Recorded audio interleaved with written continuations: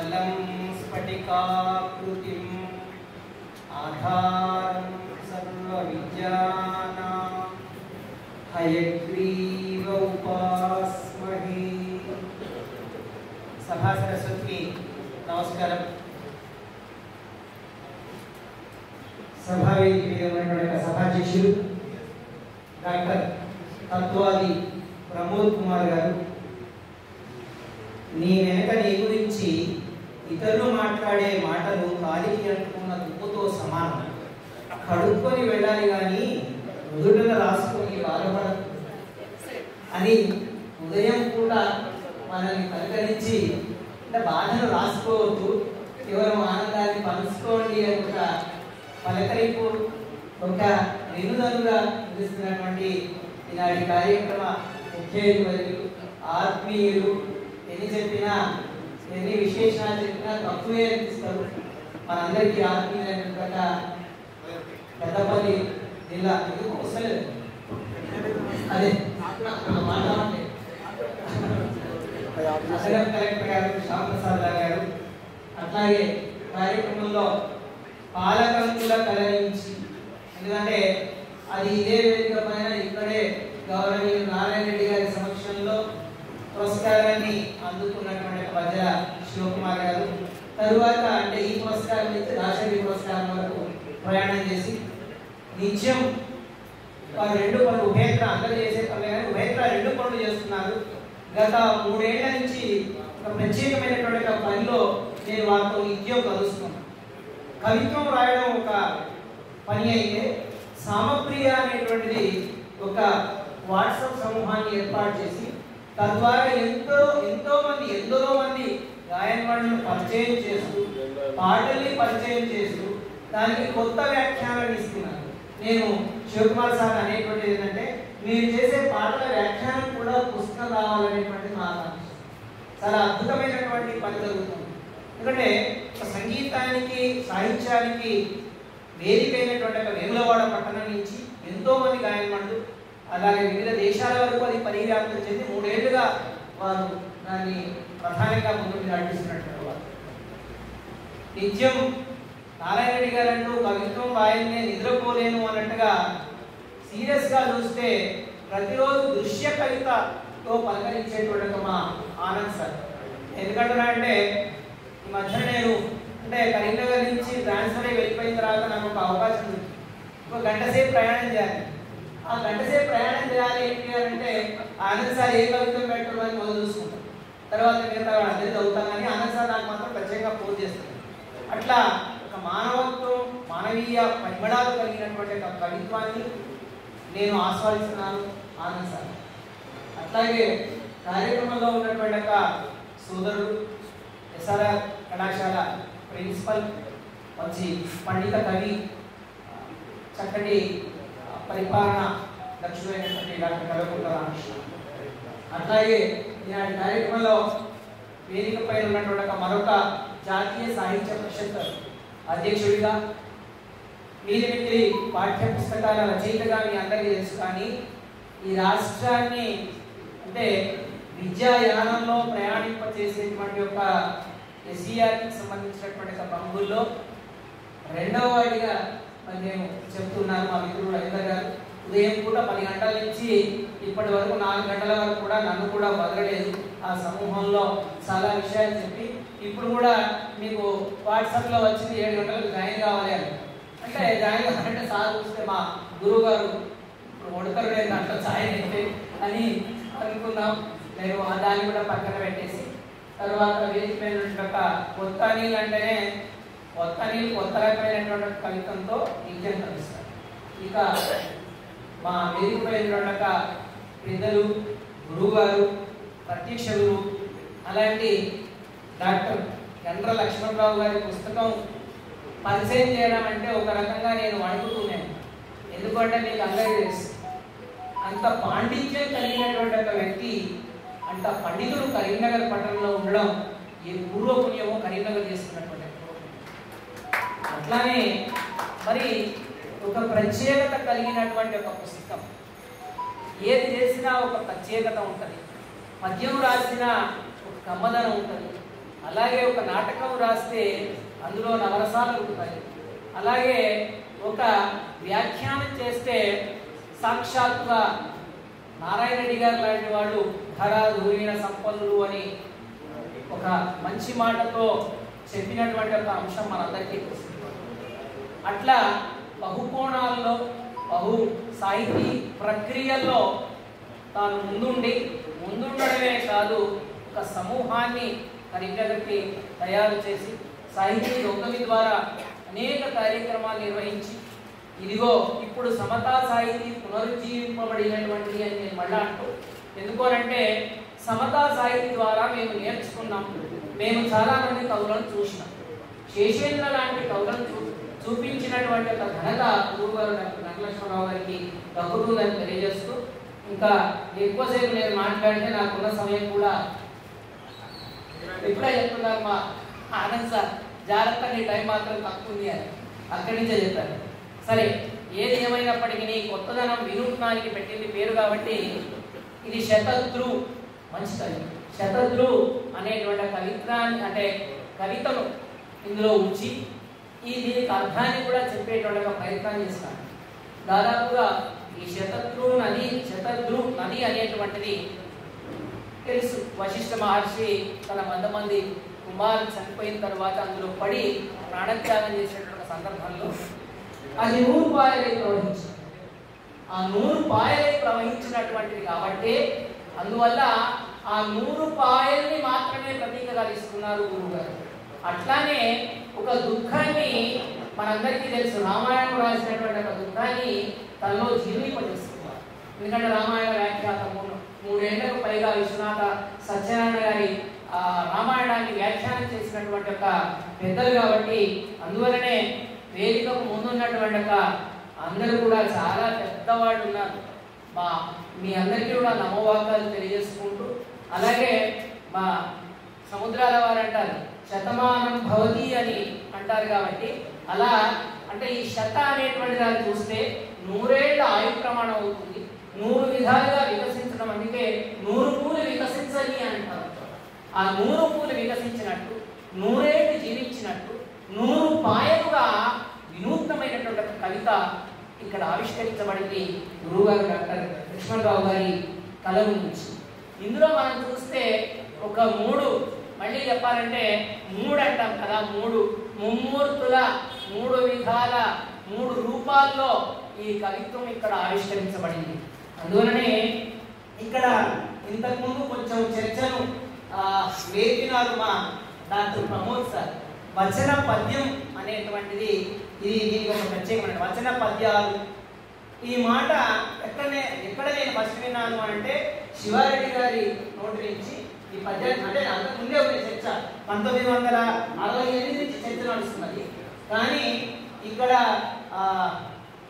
Sir Srinivas దర్భసేన గారి పుస్తకావిష్కరణ సందర్భంలో శివారెడ్డి గారు దాని అంతా కూడా వచన కవిత్వం కాదు, వచన పద్యం అన్నారు. వచన గేయం, వచన కవిత్వం చాలా రూపాల్లో ఉన్నది. ఆ కవితా స్వరూపానికి సంపత్ కుమార్ గారు ఇచ్చినటువంటి ఒక పేరు ఇది వచన పద్యం అనేటువంటిది పేరు. అంటే వచన కవిత, వచన పద్యం, వచన గేయం, వచన గీతం ఇలా చూస్తే కుందూర్తి లాంటి దాన్ని చూస్తే ఫ్రీ వర్స్కి సమానార్థకంగా వాడుతున్నాం కాబట్టి ఇందులో వృత్తాలు, జాతులు, ఉపజాతులు, రాగడాలు ఇవన్నీ చాలా విశేషాలు ఉన్నాయనుకోండి. ఈ వచన పద్యంలో అట్లాంటి దాంట్లోనే చాలా గమ్మత్తైనటువంటి ఒక ప్రయోగాలు కూడా జరిగాయి. పివి రంగారావు గారు అనేటువంటి ఈ వచన పద్యంతో ఒక పాంప్లెట్ వేస్తారు. ఒక పాంప్లెటే వచన పద్యంతో వేస్తారు. అట్లా మనం చూసినట్టయితే దీనిలో ఒక తూగు కనిపిస్తుంది, ఒక విసురు కనిపిస్తుంది, ఒక ఊపు కనిపిస్తుంది, ఒక విరుపు కనిపిస్తుంది, ఒక లయ, ఇట్లాంటి ఒక అంతర్లయతో కలిగేటువంటి సాధనతో సాగేటువంటి ఒక అద్భుతమైనటువంటి ఒక కవిత్వమే ఇవాళ మన ముందు శతద్రువుగా తీర్చింది. అందుకే అంటే మొట్టమొదట అడుగిడగానే ఒక అద్భుతం కనిపిస్తుంది, చాలా అద్భుతంగా కనిపిస్తుంది. ఒక మూడు అనే విషయానికి ఒకటి చెప్పేసి మిగతా విషయాలు 3 ఏ విధంగా ఉన్నాయంటే వచన పద్యాల్లో మామూలుగా కవిత్వం అంటే వచన పద్యాలు నడుస్తాయి. ఆ 3 విభాగాల్లో ఇంకా 2 విభాగాలు కూడా ప్రత్యేకత కలిగినటువంటిది. ఆ ప్రత్యేకత కలిగినటువంటిది ఎలిజిబిలిటీ అంటే శృతి కవిత. ఆ చివరగా ఇంకొక అద్భుతమైనటువంటి ఒక ప్రయోగం చేస్తాను. బహుశా నేను లేకపోతే అక్కడ ఉన్న మల్లారెడ్డి గారు వాడు నిత్యం పనిచేస్తున్నటువంటి వాళ్ళు పెద్దలందరికీ కూడా తెలుసు. మానవరం సార్కో ఎవరికో తెలుసుంటారు. ఏమిటి అని అంటే ఎక్స్ప్రెషన్, అంటే ఒక ప్రశ్నించడంతో కవిత్వం రాసేటువంటిది ఒక ప్రయోగం. ఆ ప్రయోగం సాధారణంగా ఒక ప్రశ్న వేసుకొని జవాబు చెప్పుకునేటువంటిది మనందరికీ కూడా యక్ష ప్రశ్న నుంచి ఇప్పటి వరకు. అట్లా ఇక్కడ ఈ ప్రశ్న అనేటువంటిది వేసుకొని ఒక ప్రశ్నను కూడా కవిత్వీకరించవచ్చా, ఒక ప్రశ్నను కవిత్వం ద్వారా అంటే ప్రశ్నను కవితామయం చేసి మాట్లాడుకోవచ్చా, ఏదో ఆరుద్ర మాట్లాడినట్టు కనిపిస్తుంది, ఏదో ఆరుద్ర మాట్లాడినట్టుగా సంవాదం కనిపిస్తున్నట్టుగా అనిపిస్తుంది, మాట్లాడినట్టుగా కనిపిస్తుంది. ఇట్లా 3 విధాలుగా కవిత్వం ఉంటే ఇందులో మొట్టమొదటి కవిత్వమే చాలా అద్భుతంగా కనిపిస్తుంది. మనందరికీ తెలుసు, ఆమ్రేడితము అంటారు. అంటే ఇది ఈ ఆమ్రేడితమే అంటే చాలా విశేషం కలిగింది. విశేషేణ కల్పతే ఇది వైకల్యం అంటారు. సామాన్య రూపంగా కాకుండా ఒక కల్పింపబడినటువంటి ఒక రూపం ఇది ఆమ్రేడితం. అందువల్ల ఒక్క మాట ఇందులో ఎంత అద్భుతంగా రాశారో మనందరికీ చూపిస్తుంది. అగ్ని తాండవం చేస్తే అక్షరాలు ధ్వనించాయి, అగ్ని తాండవం చేస్తే అక్షరాలు ధ్వనించాయి, ఆకాశం నిలదిస్తే అర్థాలు వర్షించాయి, రాళ్లను భిన్నం చేస్తే రమణీయాలైనాయి, రామమూర్తులైనాయి. ఈ కవిత్వం నిండా ఎక్కడ చూసినా వదలనటువంటి ఒకే ఒక మహానుభావుడు రాముని వదలకుండా కవిత్వం రాశారు. వారే లక్ష్మణ స్వామి. ఎందుకంటే రాముడిని అనుసరిస్తూ ఉన్నాడు లక్ష్మణుడు. ఎక్కడ మొదటి నుంచి చివరి వరకు రాముడిని లక్ష్మణుడు అనుసరిస్తూనే వస్తున్నారు. అలాగే గురువు గారు రాముడిని వదిలిపెట్టకుండా మీరు కవిత్వంలో రాముడు లేకుండా ఎక్కడా కనిపించదు. దాదాపు అన్ని కవిత్వంలో రాముడు కనిపిస్తూ ఉంటాడు. అలాగా అంటే ఒక అద్భుతమైనటువంటి ఒక నిర్వచనం దీని కవిత కింద ఇచ్చారు. సార్ నిర్వచనాలు చాలా ఇచ్చారు. ఇలా కవిత్వానికి నిర్వచనాలు చూసుకోవచ్చు, ప్రయోగాలు చూసుకోవచ్చు. ఇందులో ఒక రంగా ఇంగ్లీష్లో చెప్తే వాట్ నాట్ అని మీరు ఏది కావాలనుకుంటే అది కనిపిస్తుంది. కవిత్వానికి ఆమ్రేడితం అమృతం, ఇది చాలా గొప్ప మాట. కవిత్వానికి ఆమ్రేడితం అమృతం అంటే కవిత్వం నిజంగా అమృతం అయితే అంతకంటే ఎక్కువ కావాల్సిందేమి. ఒక పాట పాడితే రాజయ్య గారు మనమందరం ఊగాము తూగాము అందులో వెళ్ళాము మళ్ళీ పాడించుకున్నాం. అది కవిత్వానికి ఉండేటువంటి ఒక లక్షణం. కాబట్టి అది ఒక జీవలక్షణము అంటారు. అట్లాంటి జీవ లక్షణాలు కలిగినటువంటి ఒక కవిత్వానికి చాలా నిర్వచనాలు అందించినటువంటి వారు గురువు గారు. ఎంత ఎంత సాధారణంగా మాట్లాడుతారో కవిత్వంలో, ఎంత సాధారణంగా మాట్లాడినా చాలా గమ్మత్తు ఏంటంటే సార్ కవిత్వం చూస్తే ఒక ఫిలాసఫీ, ఈ మొత్తం అంతా కూడా ఒక తత్వంతో చూసినప్పుడు చాలా విశిష్టంగా కనిపిస్తుంది ఈ కవిత్వం. మామూలుగా చూస్తే కవిత్వమే, కానీ ఒక తత్వ విచారణ చేసినప్పుడు తత్వజ్ఞుడుగా కనిపిస్తుంటాడు. అందుకే పుట్టడం నీ చేతిలో లేదు, సావడం నీ చేతిలో లేదు, బతుకడం ఒక్కడే నీ చేతిలో. ఇది అంటే ఈ బతుకుని అంటే ఈ మధ్యన మనం అందరం చూస్తూ ఉన్నాం. బతకడం ఒక కళ. మన ఆనంద్ సార్ బతకడం ఒక కళ, అద్భుతమైన కవిత్వం సార్ చెప్పాలి. లేదా గర్భసేన సార్ బతకడం మీద కళ మీద ఎపిసోడ్గా రాస్తున్నారు. దయచేసి మీరుంటే అందరూ చదవాలి. బతకడం ఎట్లా కళ, ఎంత గొప్ప కళ బతకడం అనేటువంటిది మనందరికీ మరి ఈ రకంగా చూపిస్తున్నారు. నాకేదో అనిపించింది, అరచేతిలో వైకుంఠం చూపెట్టడం అంటే ఇదేనో గురువుగారు చేసిన పని. అరచేతిలో వైకుంఠం, అందులో మళ్ళీ ఇంకో కవిత కూడా ఉంటుంది. అరచేతిలో వైకుంఠం అంటే అక్కడ తాను భాష చెప్పినది వేరు. అక్కడ అరచేతిలో వైకుంఠం అంటే అక్కడ సెల్ మీద మాట్లాడినా, అంటే ఒక సెల్ మీద మాట్లాడినా, ఒక జీవితం మీద మాట్లాడినా, ఒక ఏడుపు మీద దుఃఖం మీద మాట్లాడినా, ఒక వాక్యాన్ని నడిపించిన ఇంతకుముందు వాక్యం నడిపించే విధానాన్ని ముందుగానే రవీందర్ సార్ చదివారు. అది మరి అట్లాంటి ఒక అంశాలు చాలా ఉన్నాయి. చాలా మనం సార్ని కనుక చూడగలిగితే ఒక్క నిర్వచనం చెప్తాం. ధర్మం కోసం మహాభారతం చదువు చాలా గొప్పగా చదివినారు సారు అనడానికి ఇంతకంటే గొప్పలేదు. అంటే బాగా చదివిన వాడు చిన్న సింపుల్ వాక్యాలు చెప్పేస్తారు. ధర్మం కోసం మహాభారతం, దాంపత్య ధర్మం కోసం రామాయణం. ఇంతే, ఎక్కువ అవసరం లేదు. ఇక మొత్తం మనం చదువుకుంటే మనకు తెలుస్తుంది. మనం విషయాలన్నీ చదువుకోవచ్చు, అన్ని క్లోజుల్లోకి పోవచ్చు. ఇక చాలా గమ్మత్తు ఏంటంటే విశిష్టాద్వైత సాంప్రదాయం, చిహ్నాలేమో విశిష్టాద్వైతం, విశిష్టాద్వైత సంప్రదాయం. అలాగే నిత్యం ఇప్పుడు మార్గేసి అంటే మార్గడి మాసం కాబట్టి రోజు అనుసంధానం భాషణ చేస్తారు. కానీ రాసిందేమో అద్వైతం, రాసిందేమో అద్వైతం. అంటే అద్వైతాన్ని అర్థం చేసుకోవడం కష్టం కాబట్టి అది అర్థం చేసుకోవడానికి ఒకటే మాట చెప్తారు, నీవు నేను ఒక్కటే, అదే అర్థం. అందువల్లనే ఈ పుస్తకాన్ని చూస్తే సర్వమానవులకు అంకితమించారు. ఇది గొప్ప. చాలా మంది ఎవరెవరికో ఇస్తారు అంకితం, కానీ మానవుడికి అంకితం అనేటువంటి ఒక అద్భుతమైనటువంటి విషయం నాకైతే చాలా అద్భుతంగా కనిపించినట్టు. మానవులకు ఎందుకు ఇవ్వాలి అంటే మానవుడు ఎట్లా ఉండాలో చెప్పింది కనుక మానవుడు ఎట్లా ఉండాలి అంటే అందులో ఒక మాట అంటాడు, ఎంత ఫిలసాఫికల్ గా నడుస్తుందో పోయింది. అశరీరకాలతో ఆలింగనం చేసుకుంటే బాగా వింటే బాగా దాన్ని చూస్తే తప్ప అర్థం కాదు.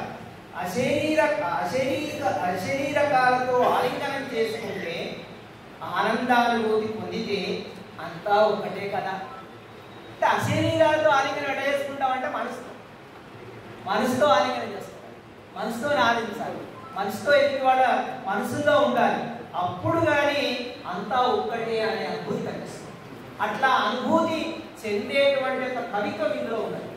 కవిత్వ పాలు చూస్తే ఒక శిఖరాయమానంగా కనిపిస్తుంది, ఒక అద్వైత లక్షణం చూస్తే అట్లానే కనిపిస్తుంది, ఒక మానవీయత కోణం చూస్తే మరి అట్లాగే ఉన్నది. మనందరికీ తెలుసు మనలో భావోద్వేగాలు, అనుభూతులు, కోరికలు కలిగించేటువంటిదే మనసు. ఆ మనసు మీద అద్భుతమైనటువంటి కవిత్వం మనకు అందించడం జరిగింది. అంటే ఒక మనసు మనుష్యానం కారణం, అన్నిటికీ కూడా కారణమైనటువంటిదే మనసు. ఆ మనసును ఎదిగినటువంటి లక్ష్మణరావు గారు ఆ మనసును ఎదిగినట్టు అంటే ఒక తాత్వికుడు కనిపిస్తారు. అట్లాగే ఒక మనోవిజ్ఞాన శాస్త్రవేత్తగా తాను కొన్ని వ్యాఖ్యానాలు చేసినాడు. ఇందులో ఒక ఎంత గొప్పగా వ్యాఖ్యానం చేసినాడంటే ఒక నాయకుడు అంటే సారికి ఒక రాజకీయాల మీద, ఒక విద్యారంగం మీద, ఒక రైతు మీద అద్భుతమైనటువంటి కవిత్వంలో కనిపిస్తుంది. ఒక రాజకీయ నాయకుడు అంటే ఎలా ఉండాలి అంటే సార్ యొక్క అనుచరణ మార్గం. ఒక నాయకుడు ఎలా ఉండాలి అంటే నారాయణుడులా ఉండాలి, అంతకంటే ఎక్కువ చెప్పాలి. ఒక నారాయణుడు అంటే రామచంద్రమూర్తి లాగా ఉండాలి. అంటే ఇప్పటికి కూడా రామరాజ్యం రావాలి అని అనుకుంటారు. అట్లా రామరాజ్యం రావాలి అనుకున్నప్పుడు నారాయణలా ఉండాలి. ఎందుకు ఉండాలి అనడానికి చాలా విశేషాలు, చాలా అంశాలు కూడా మనకి చెప్పడం జరిగింది. ఇందులో మరి అన్ని విశేషాలు కూడా చాలా ఎన్నో సాధారణమైనటువంటి అంశాలు. ఒక వాక్యాన్ని సాధారణీకరణతో కవితామయం చేయడం ఎట్లా అంటే ఈ పుస్తకంలో కనిపిస్తుంది.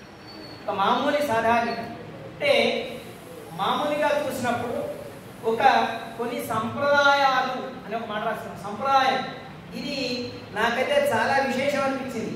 ఏమిటి సంప్రదాయం? మామూలుగా సంప్రదాయం వేరు కదా అంటే ఇందులో చూడండి చాలా గొప్ప సంప్రదాయం కనిపిస్తుంది.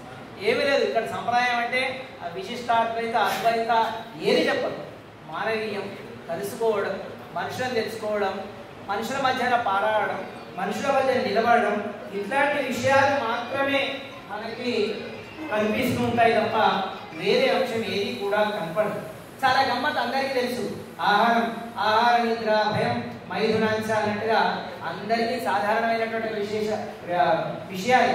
కానీ ఆ లాస్ట్ లో పోయంలో చివరి 2 వాక్యాలు ఇది అందరికీ కామన్ అయినా కూడా తన వ్యాఖ్యానం. అందరికీ ఒక్కటే, వర్ణాలు తులుసుకోవాలి, మనం మనుషులమని పిలుచుకోవాలి. అది అంటే ఆ కవిత్వం ముగించేటువంటి విధానంలో చాలా గొప్ప విధానంతో ముగించడం అనేటువంటిది అంటే జీవితాన్ని బాగా దగ్గరికి అనుభవించినారు. అంటే బాగా దగ్గరగా చూసినారు, అనుభవించినారు. అంటే ఒక ఆట గురించి ఒక ప్రత్యేకమైన వ్యాఖ్యానం. ఒక ఆట ఒక్క చోట లేదు, చాలా చోట్ల ఆట ఆడుకున్నారు. కవిత్వంతో, తర్వాత వాక్యంతో ఆడుకున్నారు, పదంతో ఆడుకున్నారు, తన గేయంతో ఆడుకున్నారు. ఒక్క చోట కాదు, చాలా చోట్ల ఆడుకున్నారు. సత్యం ధర్మం ఎంపైర్లుగా ఉండి ఆడండి అన్నారు. ఎంత గొప్ప మాట. సత్యం ధర్మం ఎంపైర్లు అయిన తర్వాత ఆటలో ఎక్కడ అన్యాయం అనేటువంటి న్యాయమే కనుక సత్యం ధర్మం ఎంపైర్లుగా ఉండడం అనేటువంటిది మరి కొత్త ప్రతిపాదనగా అనిపించింది. చాలా బాగా అనిపించింది. ఆ ఆట ఎప్పటి వరకు ఆడమంటాడు అంటే సార్ ఆఖరి శ్వాస వరకు ఆడుతుంది. ఎక్కడా ఓడడం అనేటువంటి నిలకడలేని బతుకుల్లో నిలదొక్కుకోవడం ఎక్కడో తెలుసుకుంటూ ఆడుతూ ఉండండి, ఆడుతూ ఉండండి. అది ఆట, అట్లా ఆడాలి. అయితే ఆట అయితే ఇంకో చోట, ఆట అయితే ఆడించే వారి చేతిలోనే. ఓటమైనా గెలిపైనా ఆడుతున్నామా ఆడింపబడుతున్నామా మళ్ళీ ప్రశ్న. అది మీరు మనకే వదిలేస్తారు. చాలా చిత్రం ఏంటంటే దానికి ఎక్కడ కంక్లూజన్ ఇయ్యలేమని. గురుగారు ఏమైనా చెప్పే మాటలు చెప్తారో నాకు తెలియదు, కానీ నాకు అర్థం చేసుకున్నంత మాత్రం అక్కడ కంక్లూజన్ లేదు. కానీ ఎవరు ఎట్లా ఆపాదిస్తుంటే వాళ్ళకి అక్కడ కనిపిస్తున్నాం. సో ఆపాదన అనేటువంటిది మరి మనకు చాలా గొప్పనైనటువంటి అంశంగా చెప్తుంటారు. అలాగే మా రవీంద్ర గారికి బాగా నచ్చిన మాట ఇది, నాకు ఇష్టమైన మాట. నా భూమి సార్ వ్యవసాయదారుడు కనుక వ్యవసాయంలో ఉన్నటువంటి ఫలసాయం వచ్చేంత వరకు జరిగేటువంటి యొక్క పరిణామ క్రమాల్లో ప్రతిది మందు కొట్టడం దగ్గర నుంచి, సమయం లేదు కాబట్టి ఎక్కువ చెప్పలేదు, మందు కొట్టడం దగ్గర, మందు కొట్టడం అంటే వేరే విషయం కాదు, పైరు అదే అంటే మన వాళ్ళంతా 31వ తేదీ వరకు ప్రయాణం చేస్తున్నాయి కదా, అందువల్ల పైరుకు మందు కొట్టేటువంటి అంశంలో కూడా కవిత్రీకరించేటువంటి ఒక ఒక ఒక అంటే కవి ఎక్కడైనా కూడా కవే, రైతుగా నిలబడ్డా కవే, ఉపాధ్యాయుడిగా నిలబడ్డా కవే. అందువల్ల వందే భూమి మాత మనసంతా పంచుకొని సరిహద్దులు చెరిపేస్తే భూమి అంతా నాదే, భూమి అంతా నాదే, ప్రాణాలు ముడుచుకొని పోతే దాని కడుపులోనే. ఎంత సింపుల్గా చెప్తారంటే, అంటే భూమి పైన ఉన్నంత వరకు నువ్వు ఒక విశాలత కలిగి ఉంటే నువ్వు ముడుచుకొని ఉన్నావు అనుకో, లాస్ట్ విషయమైనాక కూడా దాని కడుపులో ఉండిపోతావు. అంతే, అట్లా ఉంటావా లేదా భూమి నాది అంటావా, భూమి యొక్క గొప్పతనాన్ని తెలుసుకుంటావా? అది అంటే పాఠకునికి ఒక ప్రశ్నగా లేదా పాఠకుడికి ఒక ఆలోచనాత్మకమైనటువంటి ఒక అంశంగా చెప్తూ ఉంటాడు. చాలా ఇంకా శిష్ట వ్యవహారికమైన పదాలు ఉంటాయి. సరే, ఎవరేమనుకున్నారు, ఒక శ్రీకరం అనే కవిత్వం రాస్తాం, దానికి నాయకునికి రెండింటికి పోలిక సార్. అందువల్ల ఇందులో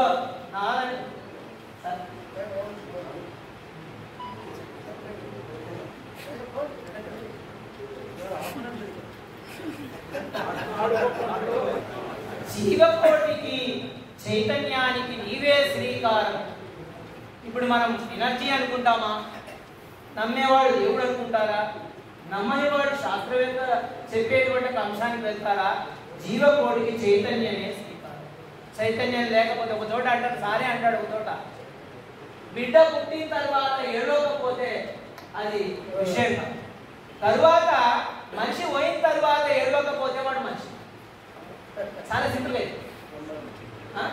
బిడ్డ పుట్టిన తర్వాత తేరింత వెళ్ళదనుకో వాడు బతికినట్టు కాదు. అట్లనే ఒక మనిషి చనిపోయాడు, హృదయం కదలాలి, నవీకరణ చెంది నువ్వు మానవత్వాన్ని వర్షించి నువ్వు 4 కాళ్ళు అంటే 2 కన్నీటి చుక్కలు విధులు రాసినప్పుడు అప్పుడు మంచిగా గుర్తింపబడతావు అనేటువంటి ఒక చిన్న అంశమే. ఇట్లా చాలా చాలా అంశాల్లో తనదైనటువంటి ఒక గొప్ప నిర్వచనాలు ఇచ్చాడు శబ్దంలో. శబ్దం అనేటువంటిది చాలా సింపుల్గా కనిపిస్తుంది, కానీ శబ్దం హృదయ స్ఫోటనం, మౌన తపోభంగం, సంఘర్షణార్ణవం, ప్రకృతి సంవాదం, ఉదయరాగం, శిశు జీవనం, సాప్తపజీవనం అంటే సరిగమా పదవి కుమార్ శివకుమార్ సార్ సరిగమా పడి ఈ మాట నాకు బాగా నచ్చింది. సాప్తపజీవనం అంటే ఆ ప్రయోగం, పద ప్రయోగం. సార్కి ఇట్లా పద ప్రయోగాల గురించి చెప్పుకుంటూ పోతే చాలా కొత్త పదాలు కనిపిస్తాయి, వైలక్షణ్యమైన పదాలు కనిపిస్తాయి. అందుకే ఈ చాలా గమ్మత్తు ఏంటంటే, ఇంత కవిత్వం రాసి సార్ ఒక మాట అంటారు, ఈ కవిత్వంలో ఏమున్నది? మన్నున్నది, మాత్రం ఉన్నది.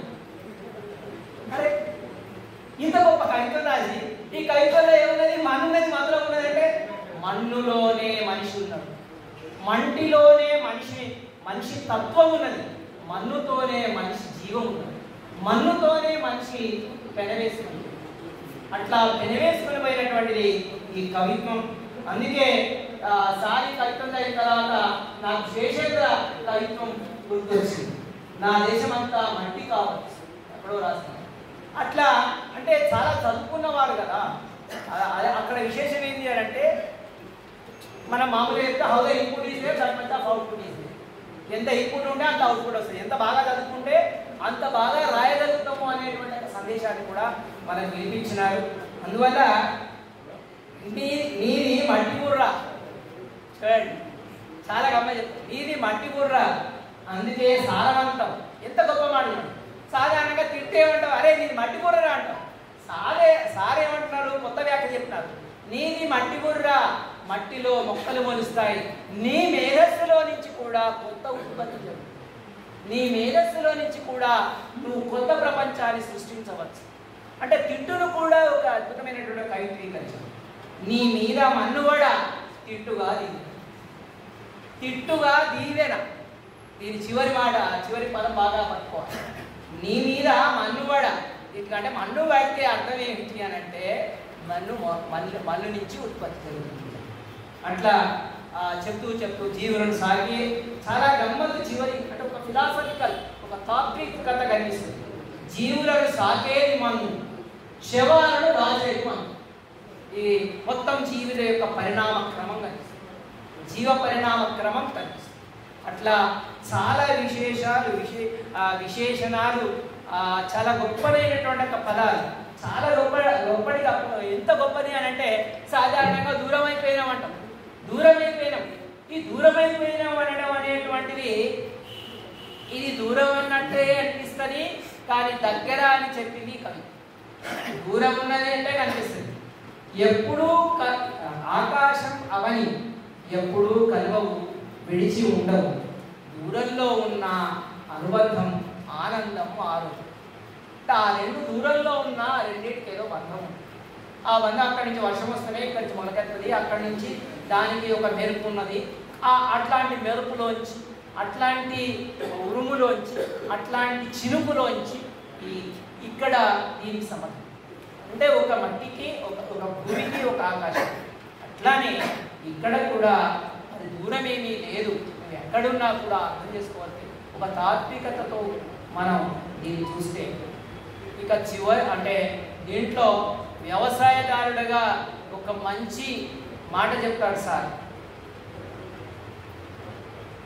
మందు కన్నా ముందు ఎడంగా ఉంచాలన్న రైతు కన్నా శాస్త్రజ్ఞుడెవరు. చాలా గొప్ప, రైతు కన్నా గొప్ప శాస్త్రజ్ఞత ఎవరు లేదు. ఆయన అంటే మందు కొట్టే సమయంలో రాసిన అంటే ఆ మందు వెళ్ళినప్పుడు ఎట్లా ఉంచాలి, వాటిని ఆ పైర్లను ఎట్లా ఉంచాలి, ఎంత ఎడంగా ఉంచాలి, ఎంత దూరంగా ఉంచాలి, వాటి మధ్యన ఏమి స్ప్రే చేయాలి అని రాసుకున్నటువంటి సందర్భంలో ఇట్లా చాలా విశేషణాలతో సాగుతుంది కవిత్వం. అట్లాగే గుణపాఠంలో చూస్తే నేను అంత కవిత్వం చెప్పగానే గజేంద్ర మోక్షం కనిపిస్తుంది.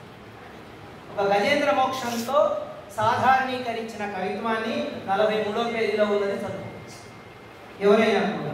అట్లనే సార్ ఉపాధ్యాయుడిగా ప్రపంచం పడిగా నన్ను బాగా అంటే బాగా ఆలోచింపజేసినటువంటి కవిత 50 పేజీలో చూస్తే చౌరస్తా అంటే చార్ రస్తా అని రాసినారు. 50 పేజీ.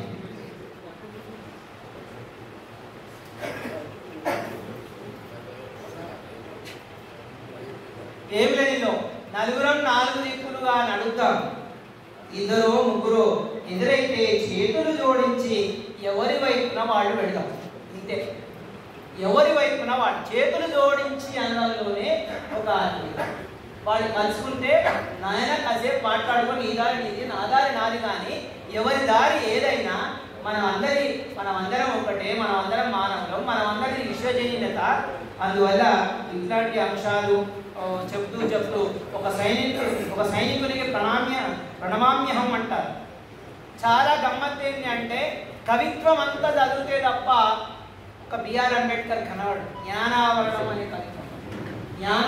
అనే కవిత్వంలో మనం చూస్తే అందులో చాలా అద్భుతంగా అంబేద్కర్ని ఆవిష్కరించారు. అందులో మనం చదువుకోవచ్చు, చూసుకోవచ్చు. అట్లాంటి దాంట్లో వేదానందం చూడండి, ఆ పేర్లు పెట్టడంలో చాలా విశేషం కనిపిస్తుంది. అట్లా చాలా విశేషాలు కలిగినటువంటి కావ్యం అంటారు ఎక్కడో. అందులో దేశం, వేదం, మహర్షులు, నాదం, నాట్యం, నాగరికత, అస్తిత్వం, అందులో చాలా విషయాలు ఉంటాయి.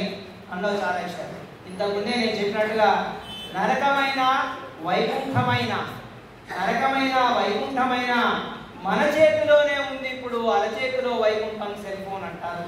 అట్లా చాలా విశేషాలు. ఇక వారి గురువు గారి నుంచి ఒక మాట చెప్పి అది ఇంకో 2-3 విశేషాలతో నేను పూర్తి చేస్తాను. అయితే కల సినారే గారు కళలోకి వచ్చినారు సార్. అది నిజంగా కవిత్వం, అది నిజంగా కవిత్వము నిజమైన కళ అని కూడా కింద రాసుకున్నాడు. అంటే సినారే పురస్కారానికి నేను అప్లై చేయనా అని అడగడం, అందులో ఏముంది అప్లై చేయడం అనేటువంటిది సార్ అడిగినట్టు రాసినారు. బహుశా నేనేమంటున్నాను, మీ గురువు గారు మిమ్మల్ని అడిగితే నేను మిమ్మల్ని అడుగుతున్నాను అప్లై చేయండి అని. సో ఇట్లా ఒక సార్ చెప్పినటువంటి ఒక భాష చెప్తే ఒక ధీమహి మంచి అంటే కొటేషన్ కనిపిస్తుంటాయి.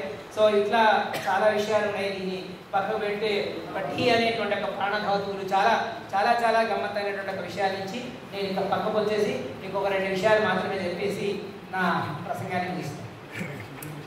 ఎలిజీలు ఇందులో చెప్పుకోకపోతే నేను తప్పై. ఈ ఎలిజీ అంటే మనందరికీ తెలుసు, ఒక స్మృతి కవిత, ఒక విచారకరమైన పద్యం, ఒక శోకపూరితమైనటువంటి ఒక పద్యం. బహుశా ఇది ఇంగ్లీష్ సాహిత్యంలో, ఆంగ్ల సాహిత్యంలో 16వ శతాబ్దం నుంచి కనిపిస్తుంది. గతం కోసం పశ్చాత్తాపడం అనేటువంటిదే దీని ప్రధానమైనటువంటి అంశం. అయితే అందులో శ్రీనివాస్ సార్ తలుచుకుంటారు. L Srinivas sir, Loksatta Srinivas sir, అలాగే వెల్చాల జగపతిరావు దంపతులు ఇద్దరిని కూడా తలుచుకుంటారు. చాలా గమ్మత్ ఏంటి అని అంటే వాళ్ళ బావగారు రాజేశ్వరరావు గారు కానీ మీద మిక్కిలి ఇంకొక గొప్ప విషయం ఏంటి అంటే నరసిగాడు అని సారింట్లో పాలేరు ఉంటాడు. ఆ పాలేరు కొడుకు ఆయనతో కలిగినటువంటి ఒక స్నేహాన్ని గుర్తు చేసుకుంటూ నిన్ను నేను బతుకున్నప్పుడు కలవలేకపోయాను అనేటువంటి ఒక ఆవేదనను చివరిగా అదిగో చూడండి ఆ కన్ను నుంచి దుఃఖం ఎందుకు చెమరుస్తుంది ఆ కన్నులు అంటే అంత స్నేహం వాళ్ళ మధ్యన ఉండేది. ఆ స్నేహాన్ని కవిత్వీకరించడం అనేటువంటిది లక్ష్మణరావు సార్ చేసినటువంటి ఒక గొప్ప పని. ఆ గొప్ప పని అనిపించినటువంటిది. అందుకే ఒక మనకు కాళోజీ గారు చెప్పినట్టుగా చావు నీది భక్తుని ఉన్నంతా దేశాన్ని అన్నట్టుగా అట్లా ఎలిజీలు రాసి ఎంతో అంటే ఒక 5గురిని గుర్తు చేసుకున్నా కూడా వారి దృక్పథంలో ఎంతో మంది ఎలిజీలు. ఇక ఇందులో చివరి అంశమైనటువంటి అంశంగా చెప్పి నేను ముగిస్తాను. అట్లాంటి దాంట్లో ఎక్స్ కవిత్వం కల్పిస్తుంది సార్ మనకి. ఈ ఎక్స్ కవిత్వం అంటే ఎక్స్ ప్రశ్న, ఎక్స్ నిన్న గొప్పని అడిగారు. ఈ ఎక్స్ వేదిక నుంచి అందరు మాట్లాడుతున్నట్టు ఏందయ్యా అది అంటే అదేందో కాదు బాబు, పాత ట్విట్టరే ఎక్స్. అట్లనే ఎక్స్ ప్రశ్నలు కనిపిస్తాయి. దాన్ని యక్ష ప్రశ్నలు ఆధునీకరించినప్పుడు ఎక్స్ప్రెషన్ చేస్తాం. ఎక్స్ప్రెషన్లు ఆధునీకరించబడి ఎక్స్ప్రెషన్లు. ఆ ఎక్స్ప్రెషన్లో చాలా గొప్పనైనటువంటి ఒక గ్రీక్ వాక్యంతో మొదలవుతుంది. నిన్ను నీవు తెలుసుకో. ఇక ఇంతకంటే ఎక్కువ అద్వైతము లేకపోతే విశిష్టాద్వైతము సంప్రదాయము, గ్రీక్ సంప్రదాయము ఏ సంప్రదాయము ఉండదు. ఎందుకంటే ఒక జీవుడు, ఒక దేవుడు, ఒక సత్య ప్రకటన అంటే ఒక మనిషి తత్వం అంతా కూడా ఇంతే కనిపిస్తుంది. అందుకే అహం బ్రహ్మోస్మి, నేను బ్రహ్మను, నేనే వేదాంతం. నన్ను అంటే నిన్ను నీవు నీ స్వరూపమైన ఆత్మను దేహానికి పరిమితమైనటువంటి యొక్క నిన్ను తెలుసుకోవడమే గొప్ప అని రమణ మహర్షి అంటారు. రమణ మహర్షి సార్ అన్నారు కాబట్టి బహుశా అట్లాంటి చదువులు సారు చదివినారు కాబట్టి నాకు ప్రహ్లాదులన్న మాటే గుర్తు వస్తుంది. చదువులో వల్ల మర్మం వల్ల చదివితి తండ్రి అని తండ్రికి చెప్పుకున్నారు. మరి సారు నారాయణుడికి చెప్పుకున్నారు. చదువు అనేటువంటి కూడా ఇలా కనిపిస్తుంది. ఒక మనిషితనం, మంచి తెలివి, మంచితనం నిలిపేటువంటిది చదువు అంటారు. అట్లా ఇంకా చాలా చిత్రం ఏంటంటే మా గోపాలు రాసిండు సంచి మీద ఒక కవిత్వం రాసింది. నాకు గుర్తు సార్ సంచి మీద కవిత్వం రాసి అది ఎంత గొప్పది అంటే ఒక రిక్ మ్యాన్ నీకిల్ కథ మీరు వినే ఉంటారు. రిక్ మ్యాన్ నీకిల్ అనేది ఇంగ్లీష్లో కథ ఉంటుంది. వాడు 100 సంవత్సరాలు వెళ్ళిపోయి ఎక్కడికో వెళ్ళిపోయి ఎవరో తీసుకున్నారు. 100 సంవత్సరాల తర్వాత మనం బయటకు వస్తుంది. బయటకు వచ్చిన తర్వాత ప్రపంచం అంతా గొప్పగా అంటే మార్పు. గొప్పగా అంటే పాత స్నేహితులు, పాత వాతావరణం అంతా పోయి కొత్త వాతావరణం. అట్లానే సంచితం అనేటువంటి ఒక కవితలో ఇప్పుడు అంటే మారుతున్నటువంటి ఒక గ్లోబలైజేషన్ నేపథ్యంలో చాలా మార్పులు కనిపించినాయి. అందులో సార్ మాట్లాడేటువంటి ఒక మాటలో సంచితం కావాలి, చాలా గొప్పగా ఉంది. అంతే, ఎక్కువగా సంచితం కావాలి, అందరిలో కలిసిపోవాలి, శిశురు వ్యక్తి పశువు వ్యక్తి ఇట్లా. అంటే ఒక వేపపు కవిత చదవగానే ఎప్పుడో మా నాన్నగారు చెప్పిన శ్లోకం కొట్టవచ్చు, సుఖస్వానంతరం దుఃఖం దుఃఖస్వానంతరం సుఖం చక్రవత్ పరివర్తనతే దుఃఖాన్ని సుఖాన్ని. అట్లనే ఇక్కడ మరి దుఃఖాన్ని ఒక మార్పును చాలా గమ్మకి ఏంటంటే పుష్ప సినిమాను కూడా వదలలేదు సార్, పుష్ప సినిమాను కూడా వదలలేదు. అంటే అప్పుడేమో చాలా గొప్ప వ్యాఖ్యానం దాన్ని. అప్పుడేమో ఎస్వి రంగారావు ఏమన్నాడంటే పచ్చి రక్తం తాగుతాని కూడా డైలాగ్ చెప్తే, ఇప్పుడు ఏ బిడ్డ ఇది నా అడ్డ. ఇట్లాంటి దాంతో ప్రపంచంలో ఒకరితో ఒకరు కలిస్తే కవిత్వం, లేకపోతే కావు కావు కావు. అంటే ఇది కాపుల వల్ల ఉంటాము అని చెప్పినటువంటి సార్ నిర్వచనం. రాజకీయం కావచ్చు, చదువు కావచ్చు, వెలుగు కావచ్చు, బతుకు కావచ్చు, జీవితం కావచ్చు, ఉపాధ్యాయుడు కావచ్చు, ప్రపంచం కావచ్చు, ఇట్లా అన్నింటినీ ఒక అద్భుతంగా అమెరికాలో ఉండి కొన్ని రాస్తే, ఇక్కడ అమెరికాలో ఉండి కొన్ని రాస్తే, మన ఊరిలో ఉండి కొన్ని రాస్తే, అప్పుడప్పుడు మాకు కూడా కనిపించినటువంటివి ఏదో తెలిసి తెలియకుండా బాగున్నాయి సార్ అని నమస్కారం పెడితే మమ్మల్ని కూడా అయ్యా నమస్కారం పెట్టకూడదు అని దాంట్లో ఉంటే మాట్లాడు లేకపోతే ఊరుకోవాలి అందరిస్తూ ముందు తీసుకెళ్ళినటువంటి ఈ కవిత్వాన్ని దయచేసి చదవండి. ఈ కవిత్వాన్ని చదవండి. అంటే ఎవరైతే కవిత్వం రాయదలుచుకున్నారో ఈ కవిత్వం, ఎవరైతే కవిత్వానుభవం చేయదలుచుకుంటే ఈ కవిత్వంలోకి వెళ్ళండి. ఒకసారి ఈ దారి అనే తలుపులు తీయండి. ఈ కవిత్వం, ఈ పుస్తకం యొక్క తలుపులు తీసినప్పుడు మన తలుపులు కూడా కనిపిస్తాయి, మనం కూడా కనిపిస్తాం. చాలా విశేషణాలన్నీ కనిపిస్తాయి. దాదాపుగా మరి ఈ అవకాశం ఇచ్చి నాకు ఈ అవకాశం ఇచ్చి మాట్లాడడం నేను ఒక సాహసమే చేసిన.